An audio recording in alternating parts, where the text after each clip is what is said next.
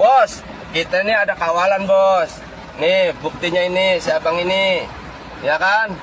Ya. Takut saya ngebohong apa tuh, berapa? Kuitansinya ada, Bos. 100.000. 100.000 kan?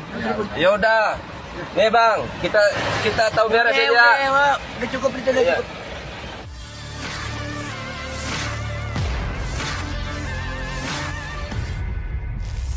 Aksi premanisme kembali mencoreng wajah ketertiban ibu kota.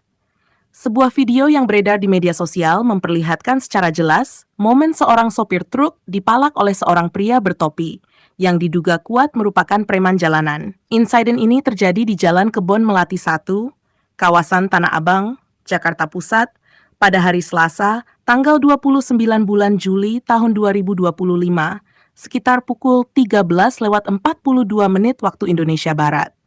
Rekaman tersebut menunjukkan sopir truk yang tengah berhenti di pinggir jalan secara diam-diam merekam interaksinya dengan pria tak dikenal yang berdiri di samping kendaraan.